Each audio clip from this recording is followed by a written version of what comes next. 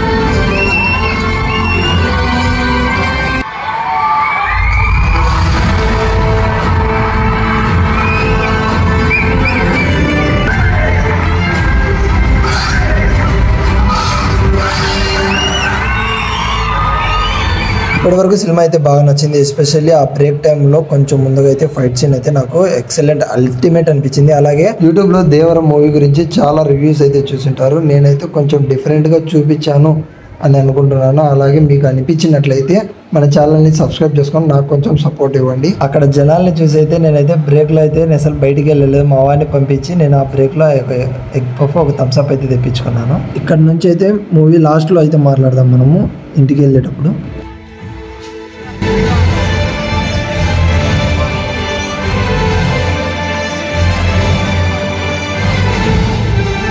Cinema అయిపోతానే మేమైతే బయటకు వచ్చాము. చూడండి ఎంతమంది క్రౌడ్ ఉన్నారు Day 3లో కూడా. అలాగే ఇంకా వీటి గురించి పక్కన పెడితే మూవీ గురించి మాట్లాడుకున్నట్లయితే పార్ట్ 1 ఉన్నంత ఇంట్రెస్ట్ పార్ట్ 2లో అయితే మీకైతే అనిపించదు. ఎందుకంటే ఇక్కడ ఎన్టీఆర్కి ఇచ్చిన క్యారెక్టర్ దేవర ఏదైతే ఉందో ఆ క్యారెక్టర్ని అయితే చంపేశారు. ఒక సాంగ్ అయితే తీసేశారు. అది లాస్ట్లో అయితే వేస్తాను. మూవీ బాగలేదని ఎలాంటి వాళ్ళు అంటున్నారంటే, ఫర్ ఎగ్జాంపుల్ ఇప్పుడు నేను పవన్ కళ్యాణ్ ఫ్యాన్ని దేవర మూవీకి అయితే వచ్చాను. ఎన్టీఆర్ అయితే సినిమా అయితే ఇప్పుడు నాకైతే బాగా నచ్చింది. ఇక్కడ 2 పాయింట్స్ ఏవైతే మిస్ చేశారో అది దేవర క్యారెక్టర్ని చంపడం, అలాగే సాంగ్ అయితే మిస్ అయ్యాయి. ఇవి 2 మిస్ అయ్యాయని చెప్పేసి చాలా మంది మూవీ అయితే బాగలేదు అంటున్నారు. ఓవరాల్గా అయితే నాకైతే మూవీ అయితే చాలా బాగా నచ్చింది.